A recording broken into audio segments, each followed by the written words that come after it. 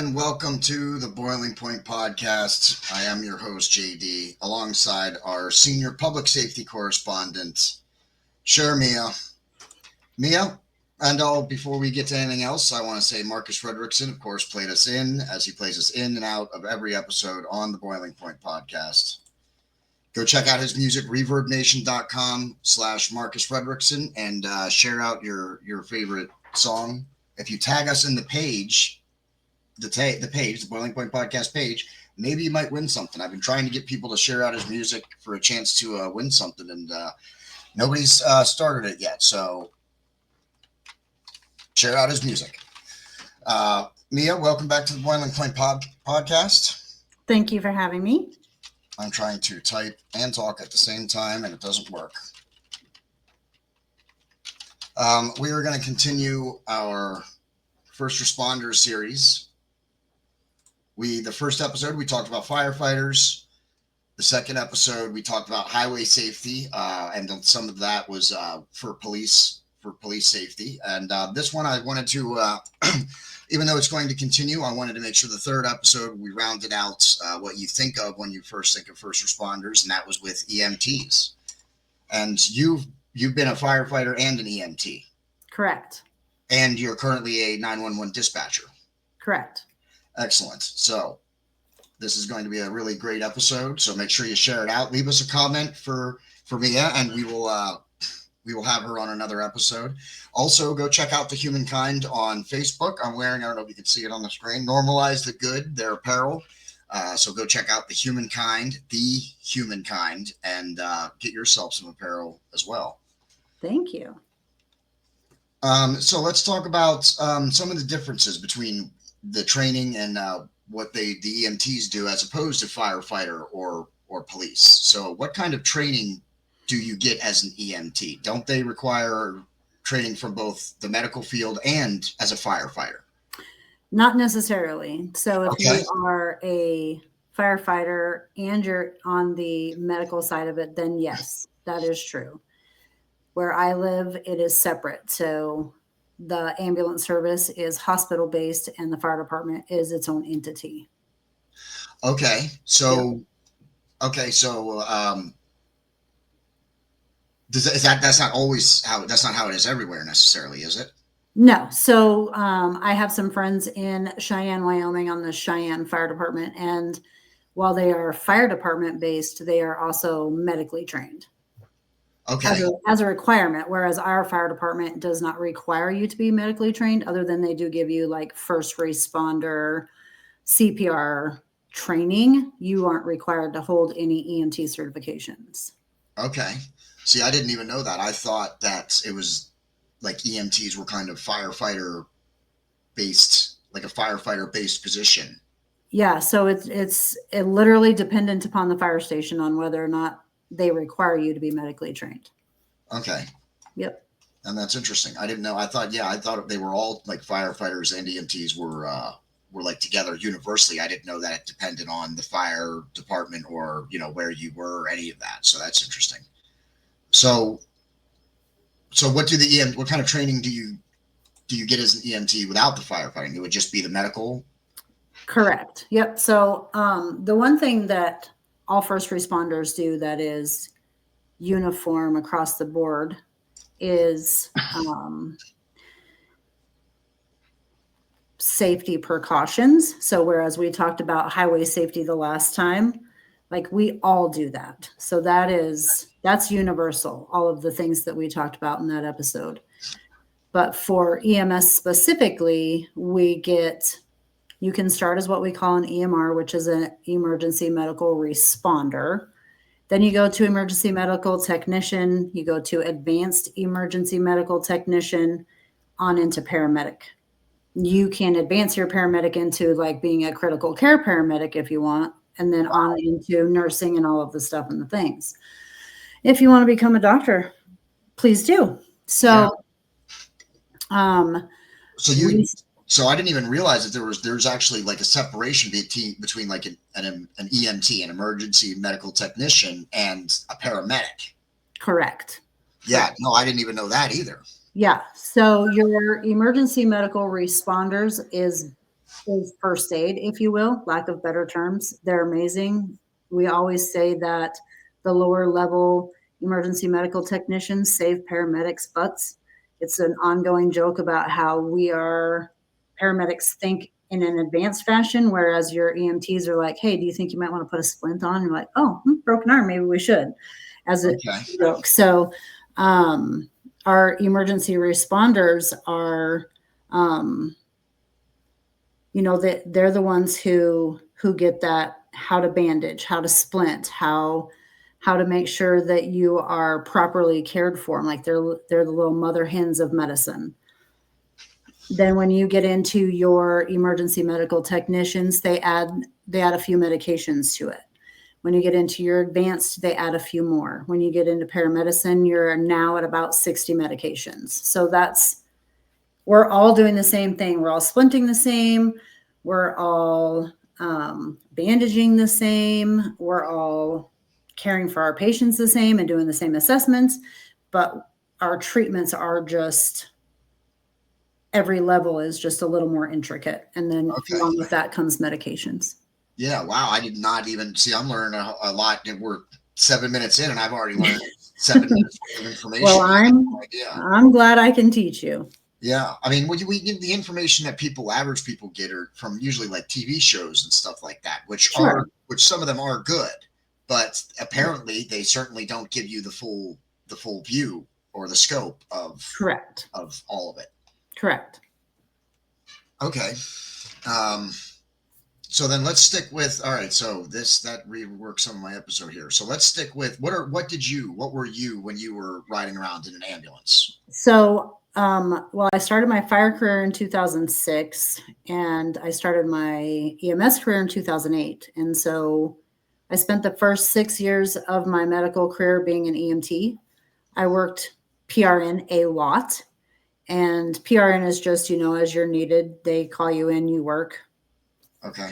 So my patient contact in those 6 years was very minimal because we live in such a tiny town that at that time our call volume was like 50 calls a month. And now we're at 200 calls a month, give or take. And so, you get a chance to put your hands on patients. So the first 6 years I did my EMT training. And then in 2014, I went through my advanced medical training class, and I was an advanced EMT for,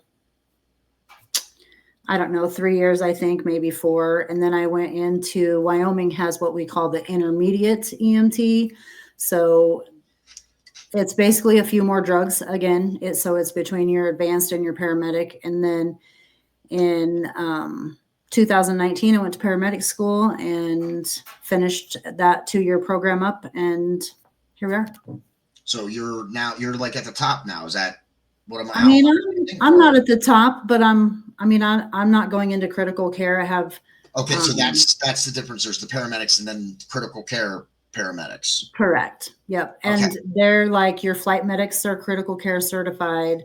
Okay. There are a lot of paramedics that are critically care certified. And then it's an amazing certification to have. I have no desire to fly. So I like my feet on the ground with my patients as opposed to being in the air with my patients. So I would encourage anybody to go on and get their critical care certifications, obviously. Yes, please do. I'm going to ask you now, let's since I just learned something new, I'd like to just propose maybe a couple of scenarios to you, and then you can let us know what type of medic or EMT or whatever might respond to that, and then what their responsibilities might be. Oh, sure. I mean, I can try. Yeah, of course. So what happens like a standard car accident, let's say? What kind of, how would that? I say standard car accident. Of course, no car accidents are standard, but. Right. Okay. So, I don't know how it works in other places because I've only ever worked here. Yeah, of course. Yeah, just your experience. So I also teach classes. I'm an instructor for EMT, EMTA, and EMTI. So I teach those 3, and EMR. So I teach those 4 levels of of EMS, and a standard car accident, anybody can respond to that. Well, let's do this then. How about you propose? Why don't you tell us something like what would be so differently? Yeah. So to answer your question, though, in every class that we teach, we say, as an EMR, as an EMT, as an advanced, if you think you need a higher level of care, you just call for what we call advanced life support. So we call for advanced life support, and then the paramedics will come or whatever. There are some places in the world that you only have an EMT level ambulance, and they do rendezvous with paramedic ambulance services. So standard car accidents, it could very well be an EMT that responds to that. And then that EMT will decide on the severity of the call. And if that patient needs more advanced care, then they'll call in another ambulance to help them. Okay. So different ambulances have different capabilities. Yeah. Like for us, our ambulances are equipped with advanced life support equipment, but it might be a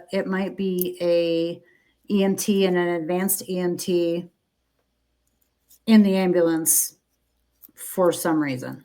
We don't typically do that, but it could happen. Okay. So you got these different paramedic levels, and then now it seems like basically like anybody can respond to a call, and then if there's more needed, then they would radio for whatever they would need. Correct. Okay, so Yep. that makes it a little bit simpler then. So that's good. I was starting to lose myself there and figure out how am I going to bring this all in. Yeah. Let's talk about when EMTs arrive to EMTs or medics, or let's just all encompassing emergency medicine. Is that what term do we use to encompass EMTs or paramedics or EMS? For a term? EMS. Okay. EMS. Sure. So if EMS arrives to like a dangerous place before police, how would you handle that? Has that ever happened to you? And how would EMS? How are they supposed to handle a situation like that? Yeah, so that's where dispatch comes in, and whoever the caller is will say, the dispatcher will try and get as much information as possible, and then if it's not safe, the dispatcher will tell responding units to stage in the area and wait for law enforcement to clear before going in, and that's standard. And now you just talked about dispatching police and ambulances and fire. Are they dispatched differently? Is it all based on the caller? So where I live, because again, we're very tiny, we are all dispatched out of the same comm center. So there are other places where the 911 call comes in, and then that comm center sends it either to a fire comm or to a EMS comm or, whatever. So there could be a hub of the call taker, and then they'll route it to where it needs to go. But for us, we just have one comm center. So once they page it out or send the transmission of what is happening, then they can just tell us that we need to stage until law enforcement clears. Okay. So let's say you've been a 911 dispatcher. So let's say someone calls and there's a fire. Okay. Sure. And then what do you do after? Like, what's the next step from you? You receive the call. Then what happens? Are we talking from an EMS standpoint or from a fire standpoint or a dispatcher standpoint? From the dispatcher. So if I'm the call taker at the comm center, then when I page it out, because we have pagers, I'll even show you. This is my pager. Okay. It looks like, okay. So we all have pagers, and on my console at dispatch, I would activate the page, and I would just tell them that there's a fire at 123 Jonathan Street, and they need to stage in the area so that they can, and fire department's going to get there. Ambulance is going to stage until fire department gets there and says, okay, there's people in the house or there's not. And then ambulance is going to stay on scene so that they can rehab their firefighters if they need to. Okay. Law enforcement's going to do traffic control, crowd control, whatever the case may be. Okay, so you dispatch pretty much everybody then. When the calls come in, you can dispatch police, ambulance, fire. That doesn't really necessarily change, just only based on the information that comes in. Yeah. Yeah. So if it's a fire, we send the fire department and EMS, especially if it's a structure fire, because like I said, even if there's nobody at that structure, EMS is going to stay on scene so they can rehab their fire guys. In case something happens to them. Yep. Which makes sense in case there was an emergency or something happens in a fire. Even if there's nobody in the fire, accidents can still happen. Sure. And firefighting it's hot. And I mean, obviously, like, I'm not saying the fire is hot, but like internally it's warm because, we've got all the gear on, and of course fire is hot. So, plus we're exerting. And so sometimes we might need a little oxygen therapy or something of that nature. So that's where EMS on standby comes in. Okay. Just a little side question here. The firefighters that carry they get oxygen, right? They usually have oxygen masks. So it's just your standard air in there. It's not actually oxygen, it's air. So yeah, that's a self-contained breathing apparatus. Okay. And it just gives them clean air as opposed to them breathing in, smoky carcinogens. Okay, so it's not actually oxygen though. Correct. Because oxygen, it would be dangerous to carry a tank of oxygen on your back into a fire, right? True facts. Excellent. Yes. All right, let's go back to the EMS here. And I want to talk a little bit about driving the ambulance, accidents, navigating traffic. And then also there's occasionally, we see on TV shows where occasionally ambulances will stop because both hands are needed to work on a patient. Is that real life? Does that happen? Or is that just for dramatic effect on TV? No, it happens. And what it can definitely happen. So especially where we live in a rural community, the chances of something happening between here. So our closest hospital is not our closest hospital. Obviously there's a hospital where I live, but our next closest hospital is 50 miles from here. And if that patient is extremely sick, something could happen between here and 50 miles. So sure. What's the advantage? Why would you stop the ambulance? I would think, and this is coming from somebody who's watching TV shows and stuff, and I'm sure that a lot of people have asked this question. Why would you stop the ambulance? You would think that getting there to the hospital would be more paramount. Because if my patient isn't stable en route, my patient's not going to be stable when I arrive. So I would prefer to at least attempt to re-stabilize my patient, because me trying to maybe restabilize that patient by myself might take longer than if we just stopped, pulled over, my partner got out, helped me with a few extra hands I might have needed, and then we just get back on that road again. So it has not, I'm going to knock on wood because I don't want to have to do it, but in the 18 years that I've been in a first responding role, I've only ever had to pull over on the side of the road twice. Because you're, as a driver. Just to help with the patient. That's what I mean. Like where both of you were needed. Correct. Okay. So that's pretty good odds, I think. Yeah, I'd say. So it's just a matter of, if the patient's not alive when you arrive at the hospital, what's the point at arriving at the hospital? Correct. So it comes down to whether, if you can help, then you stop and help. And if it is a matter of getting to the hospital, then that's what you focus on. Correct. But as we talked about, your patient might have very well been super stable when you left, and then something happened, and now you just need a few extra hands for that few extra minutes, and then you can get back on the road. Now it's whatever's best for the patient, because that's ultimate goal, right? Yes, of course. Yep. Yes, I was going to go somewhere else, but sorry. No, it's fine. It's not your fault. I'm actually going to my notes because I'm pretty sure it's right there. Okay, that was the stop. Oh, and we already talked about the difference between firefighters and EMTs. The firefighters go in and fight the fires, and the EMTs hang back to support the firefighters and to handle anybody that gets pulled out. So let me just ask you then. I wanted to ask you, finish up by asking you just a couple of questions between like TV shows and what real life might be. Have you ever seen the Chicago series? I don't watch it. You don't watch? Do you watch any TV? I love TV. I don't Okay, watch fire shows or EMS shows why? or they're just not my thing. I don't.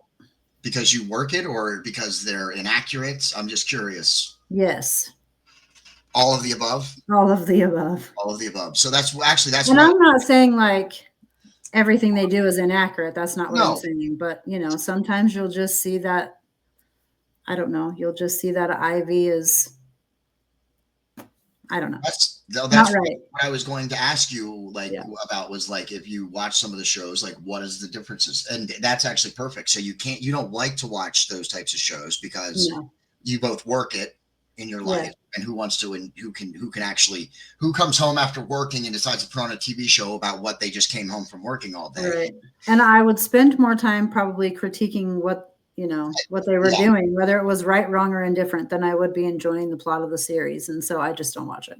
Okay. So, does that happen? Have you put on some shows, and is that like a frequent thing? Like, is there a lot in a show that would turn you off to it in regards to them doing it wrong from real life? I don't know that it would be a lot, but enough. But enough. Yeah. Okay. And not because I'm perfect. No, but I'm that's literally a human being. Like I get Yeah. it. But I feel like if you are going to portray something to the world, that the person who, the producer or the director or whoever could spend just a little bit more time doing some homework and making sure some things are accurate. So yeah. See, that's what I just don't watch it. That was the whole point of this last segment that I brought up, was because I was curious about TV shows and are they accurate or are they not accurate? And based on what you're telling me, at least the ones that you've watched or have attempted to watch have been inaccurate enough that you don't even like to try anymore. Yeah, I just don't. I mean, it would be like a race car driver watching a movie about race cars. Like if they, Yeah. I don't know. No, I get it. The diesel fuel in it makes sense. In a gas car, so anyway. Yeah, no, I mean, I get it. I mean, when I'm a podcaster and sometimes when I'm done, I don't want to turn on somebody else's podcast. I find myself doing the same exact thing. Like, oh, nope, I wouldn't have done this. I would have done this differently. And why are you doing this right now? And where's the opening? And you know what I mean? Like I find myself doing the same exact thing when I watch a podcast. Like, this is so different than mine. Why are you doing this? Why are you doing like it just gets to sometimes where I'm like, nah. Sometimes I can put other podcasts on. I try and watch and keep that out of my head, but there's just sometimes where I'm like, nope, just got to turn it off. So I do understand that when you work that, it's hard to then find, you can't really wind down with that if that's your work. Right. Is there anything that I might have missed in terms of EMTs and what you do that I forgot to cover? I mean, I don't necessarily know that it would just be because you missed it. It might just be because it's not something that's well known. So as you've shown me in both the previous series, by the way, if you want to see me get shown up, go watch the other two first responder series. And it wasn't clear that I have no idea what I'm talking about as through this whole episode. But if you asked me about podcasts, I'd be like, I don't know, ask JD. So you're here. That's why you're here. Yeah, exactly. Yeah. So something that people don't know is medicine is ever changing. And so in the EMS field specifically, we are constantly training. We constantly have required education standards we have to meet. We have to pay attention to the national standards if they've changed. We have to follow those standards. We have state protocols we have to follow. We have local protocols we have to follow. Paramedics in my state are required to do 60 hours of continuing education training every 2 years. Wow. There was a time when it was averaging out to be about 190 hours every 2 years. Plus you had to work a full-time job. I mean, so do you attribute that to like the advances of medical science that things keep changing? Sure. And I mean, so emergency medicine gets a lot from the military as far as treating, especially trauma patients. And the good thing about a shitty war is that we do learn those things. For example, tourniquets. Like there was a time when tourniquets could be on for 4 hours, and and these numbers are skewed. I'm not saying I know what tourniquet use was 10 years ago by any means, but they started doing some research and thought maybe tourniquets shouldn't be on for more than an hour. And then now we're at like 6 to 8 hours a tourniquet can be on, because that's what we've learned in the most recent studies based on what has happened in the military. Yeah. And so it's ever evolving, it's ever changing, there's always somebody out there who has one of those wonderful brains that can invent some fancy piece of equipment that's just going to be life changing on an ambulance. And so we never stop learning. Yeah, that's actually, you just brought up something. What would you consider to be the biggest change, or the best thing that changed on an ambulance in, say, the last 10 years? I mean, I don't know that there's so many. I don't know. Like, it's not just one thing that stands out as it changed the game. I think that the people who build our cardiac vital monitoring machines, there's Philips, LifePak, Zoll's, those people, we buy their machine. It takes blood pressures, it takes oxygen levels, it monitors the heart, it shows us the heart rates. And I think that those companies are doing a huge service to the emergency field of, now they've built it to where when we hook up our 12, we call them 12 leads. That's how we can watch all sides of the heart. When we hook up that 12 lead and we watch it and we monitor it, we can actually, if your company has the program, we can actually send that to a web-based page that your doctors in Argentina could read if they wanted. Interesting. You can literally be in Philadelphia and you can air this to this web page. And if that patient's cardiac doctor is, like I said, in Argentina, he can get on and he can in real time be watching his patient's cardiac rhythms. It is fantastic. Wow. So, that sounds like an amazing piece of equipment there. Yeah. And it's literally, it's expensive. The machine itself is expensive. Getting the program, not so much. But once you have it, what a wonderful thing for your patients, right? Yeah, absolutely. I mean, you talk about cost, but there's cost against human life. If it saves lives, that's something you can. Yeah, and I don't bring cost up because I'm more worried about the money. Believe me, but some people can't afford that either, and so those places that can't afford it, it would behoove them to get it if they can. Yeah, grants are great. Talk about that. You said you're in a small community where you used to get only like 50 calls, and now you get upwards of 200. Yeah. That's not necessarily even at 200. No. That's not very big. No. Because some people are doing 30 calls in a 24-hour shift. And that's just a number. I'm not saying that that's every place.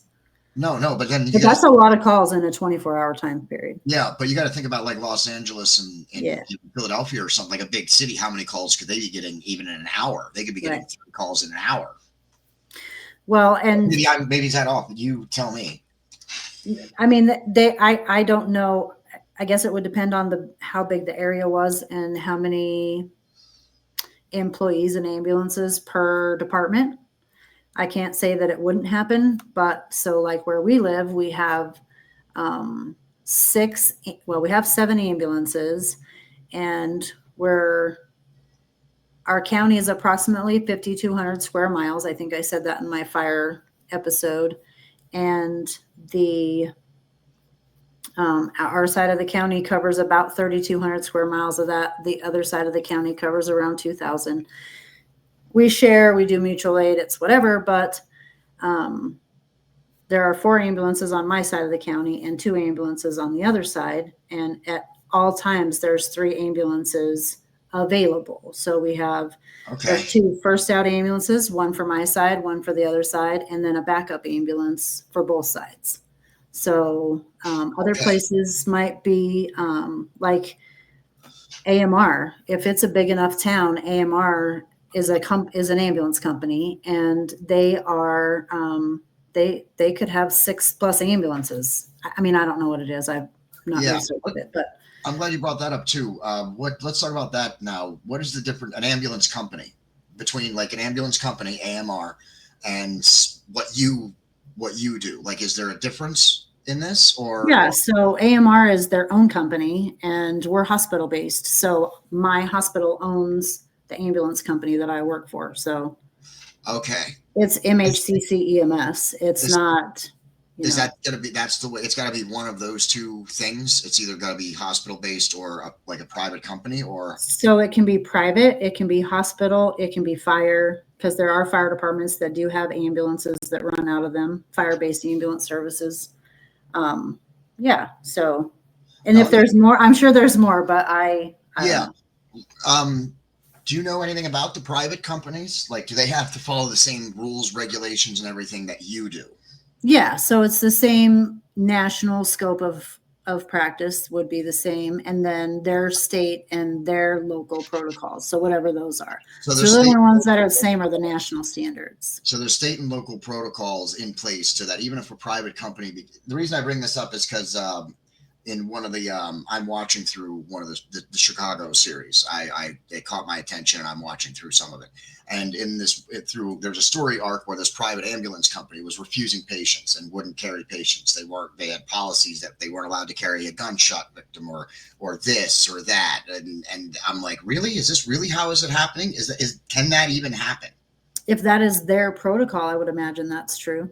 So really, so there could be an ambulance service that could arrive, find out it was a gunshot victim, and then they're leaving. I mean, I would imagine if they don't ever, and like that there again, you're watching it on TV, and so yes, we're trying. Yes, I want to make clear that we're not. I don't know. So, but it cannot even.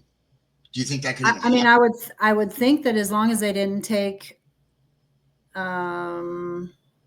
I just find it hard to believe that if they didn't take initiation to take that patient as their patient, like morally, ethically, it's trashy.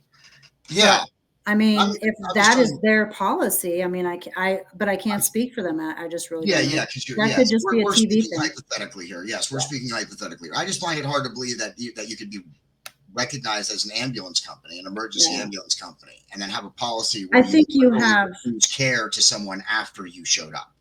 Yeah. If you went, that's different. If you arrive on scene, I feel like you. That's what I'm. Yeah. But if your policy is to just not, but I can't. I mean, I can't see anybody doing that. I'll do some homework. I'll look into that. Maybe, I'll look into that, and we'll maybe. I would hope that I am just another episode.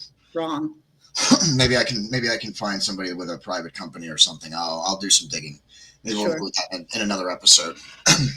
But in the next episode, you're going to try and hopefully maybe see if a firefighter wants to come on. Yeah. That'd be really cool to actually talk. I think you should do women in the fire service. That would be great. I would love that. Let's do that. Because I have a few I could maybe bring. Yeah, absolutely. I would love to have a female firefighter on. I'm going to ask them some questions. Yeah. Please, everybody, the viewers, please understand that this is for information purposes. Please don't start calling me a sexist right after the end of the episode. And don't call me one for thinking that you shouldn't have men firefighters on here. Hey, absolutely not. So yeah, I think this has been. I think I've said this at the end of all 3 of our episodes, but I've definitely probably one of the ones that I've learned the most stuff on, and it started right at the top. And I'm pretty sure the fire one and the highway safety one were the same exact way. I learned a lot of stuff that I did not know and was under wrong assumptions. And that's from TV. I'd like to point out to everybody who's watching this that just because you see something on TV doesn't make it real. That is right. Facts. Yeah, I want to be clear about that. Watching a TV show doesn't give you the knowledge of I know how to do this now, or I know this. Right. And honestly, I don't have all the answers. I I don't know how other companies work, and I don't know their protocols and stuff like that. So, Well, if you've been at the same company for your whole career, yeah, it would yeah, make sense that you wouldn't know how other companies work. yeah. What about training and stuff? Do you guys ever do training? Is there any like national training? Like, do you guys ever train? Yeah, you Company? can go to the EMS Expo. So the EMS World Expo last year was in Las Vegas. I went. It was fantastic. I learned a lot. And then this year it's in Indianapolis. So if you are, firefighter, EMT, you are, doctor, whatever, you can sign up and you can go to the EMS World Expo. As far as training goes, it like I said earlier, it's all the time. Right now, we are putting on an advanced EMT class. So I'm teaching every Monday and Wednesday with my co-teacher, my co-instructor, and so even now, after all of this time, I'm still learning things, because again, every book is different, and every year something new comes out, and so everything changes, and so even I learn. Yeah. Yeah, I would imagine that's the training has got to be. Do you get paid for training? If I do it through, we have monthly education through work, we get paid for that. So yes. The classes that we teach, no. Okay. We statistically teach because we are not going to be in this job forever. And if we don't teach the incoming, who's going to do it, and who's going to take care of those that need taken care of? So, yeah. And most places are like this, but our place is unique and exceptional in that our fire and our EMS are across the alleyway from each other, and we train a lot together. And so when we do the extrication portion of our EMT classes that we teach, the fire department actually comes in, they call a wrecker, the wrecker brings us a car to train on, and our fire guys actually teach our extrication class to our new EMTs. So we're pretty spoiled around here as far as everything. Well, you have a nice small community. That's got to help. That's got to help, Yeah, it's fantastic. Which I think is great. Thank you for coming on and talking about EMS services and everything that they do, and talking a little 911 dispatcher as well. We are going to do we're going to do one specifically about 911 dispatcher at some point, but I think hopefully for the next one, if you want to bring a firefighter on for the next episode, that would be really awesome to talk to, especially if you'd like to make it a female firefighter, so we can talk to a female firefighter. Sure. That would be a lot of fun. And we can keep the series going. See, you thought when we started this, you're like, well, how are we going to get past 1 or 2? And see, now we're at 3 on to 4. Playing 4, exactly. See, that's all. We'll find more. We'll find more content. It's out there. Yep. There's plenty to talk about. So true. Thanks for coming on. I appreciate your time because I know how busy you are. And Mia is also going to be the one who hopefully sometime this summer, we're going to try and offer some tumbler cups, the Boiling Point Podcast tumbler cups. Yeah. I wanted to have a picture. Forgot to get a picture of my custom cup so that I could show it to everybody so that they could see a little bit what it was going to look like. Check out our social media for that. I'll share it out over the next couple of days. They're going to be engraved. So that'll be very nice. And I'm very excited about that. That's through The Humankind. That's me as apparel company. So make sure you check that out, The Humankind, on Facebook, and pick yourself up something. I am wearing the Normalize the Good t-shirt. And of course, this is all in memory of Marcus Frederiksen, who anybody who doesn't know at this point, where have you been? Watch some of our other episodes. But Mia is Marcus's sister. And we all miss him very much. Yes, we do. Go check out his music, tag the page, share it out on your social media, especially on Facebook, and then tag the page, tag the Boiling Point Podcast, share out your favorite song, and, maybe you get to win something. So, but first you got to do it. I'm not just going to start bribing people. Like, you got to do it, and then you can find out what you're going to win. Don't worry, it's not going to be like a whistle out of the cereal box. I promise it'll be something at least a little bit better than that. Maybe a t-shirt or two from one or both of our companies. I love it. That would be great. Yeah, so share out your favorite Marcus Frederiksen song, tag the Boiling Point podcast, and because I feel like it, tag the Humankind page. Yeah. And once you do that, then some people do that, we'll select the winner, and you'll get some cool apparel. Because we have a lot coming out on the Boiling Point podcast storefront. Make sure you check that out. Bonfire.com/store/the Boiling Point podcast. Pick yourself up some apparel. We have a lot of new products and new designs coming out over the next 2 or 3 weeks. So stay tuned for that and check back that frequently. Mia is a tank top wearer, and she has, I think, 2. Do you have 2 tank tops? We have 2. Yep. Yeah, 2. The one has traveled more places than I have been in my entire life.